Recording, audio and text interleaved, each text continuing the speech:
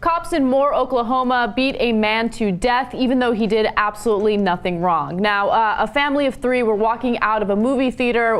Now, it was a husband, wife, and their 19-year-old daughter. The wife and the daughter got into some sort of argument, and the argument ended with the wife slapping her across her face. Then she felt very upset about it and started walking toward the car. As she was doing that, her husband, Luis Rodriguez, was following her to the car. Now, at that point, police arrived to the scene because they were already there for some unrelated incident, and they started asking him questions. The way that it ended is apparently they had asked him for ID. That's what the police is alleging. And Luis Rodriguez told them, hey, mind your own business. This is a family issue. It's a family matter. He refused to give them ID. And then they proceeded to beat him and spray his face with pepper spray. Now, we have a video that we're about to show you that's very, very difficult to watch. It is graphic, but it's the video that his wife was taking as the police were beating him up. And you can hear her screaming and asking if he's still alive. Take a quick look. Luis, please.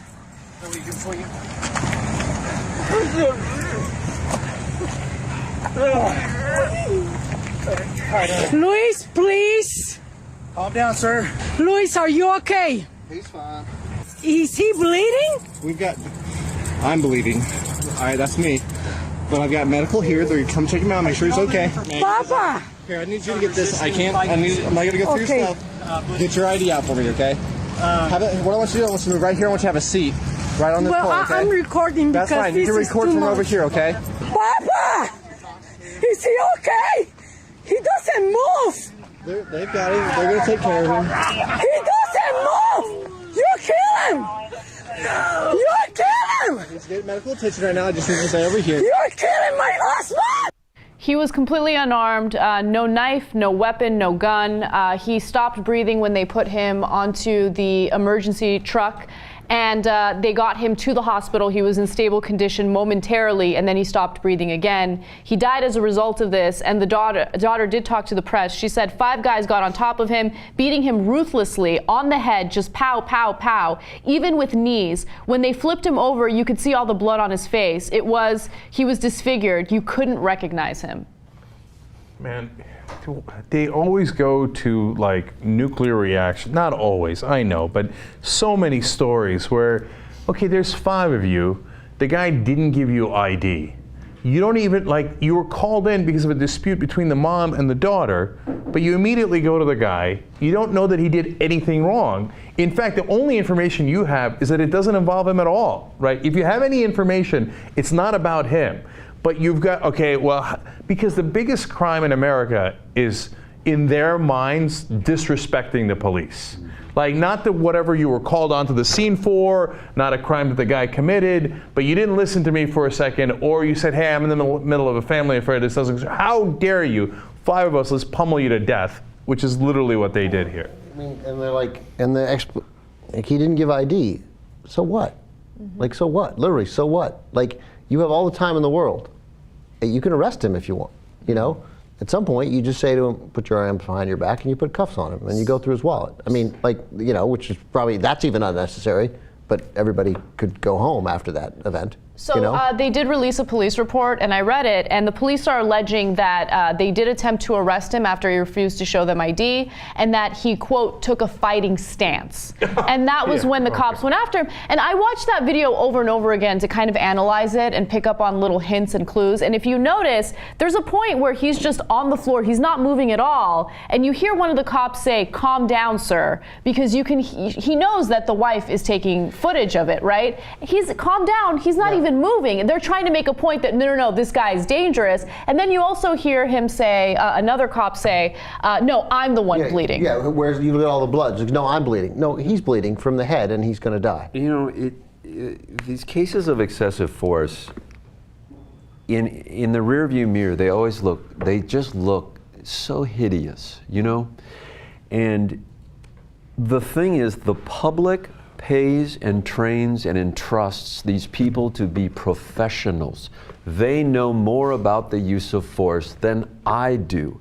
But I do know that we all have a fight or flight mechanism, and when 5 dudes are on top of you with their knees, their arms, you can't breathe, you go into a fight or flight behavior, which is, I'm fucking dying here. I can't breathe. I'm on my back. They've got their knees on me, my head. It's like we've seen this over and over and over again. And it's not so much it's not so much disrespecting them. It's trying to breathe. It's trying to survive some crazy thing that just happened to you. One moment you're walking out of a mall. Next thing you know, 5 people, men, are leaning on your lungs while you're laying on the parking lot. And that, to me, is like that, the poorly trained cop, that's the point. And that's why it's like, we want them to know better. If you know it, how can they not know it? How does So that's exactly the point I thought after this story, because I have always assumed, obviously incredibly naively, that they got good training and that whenever they did these excessive force stories we cover, that those guys were knuckleheads and they were whatever it might be. They didn't listen while they were getting trained, they were roid raging, I don't know what it is, right? But I'm now beginning to wonder what the hell training they get. Yeah. Because this is so systemic and it happens again and again and again. And you would think that they would train people to say, hey, listen, when you got 5 guys on top of a guy, his natural reaction is going to want to get up, right? Because he can't breathe. So don't flip out and keep pounding him in the head, because some people, could take a lot of that. Some people die after you pound them in the head or cut off their lungs for a short period of time. That's right? So we don't want people dying on us, especially if we don't know what they did. So here's your proper training. And I'm now beginning to believe that we're not doing that effectively across the country. In the aftermath of all of this, 3 of the cops have been placed they've been suspended with pay. There is an investigation, and the investigation was taken over by the Oklahoma State Bureau of Investigation, so they're looking into it. However, the head of the police force there is basically sticking up for them and saying, hey, you know what, they were following protocol. So that's already bad news if he's trying to justify their behavior there. Well, if I'm running that town and the head of police says they're following protocol, then I'm thinking about firing him, because apparently your protocol sucks. Yeah. Apparently your protocol is incredibly dangerous, and if I'm the mayor of that city or whatever it happens to be, I got to protect my citizens. And I got, like Brian said, you're supposed to be the professionals protecting them, not harming them. And if your protocol is every time there's any kind of issue, 5 officers show up and pound the crap out of some guy until he dies, well, then it's not their fault. It's your fault for having that protocol.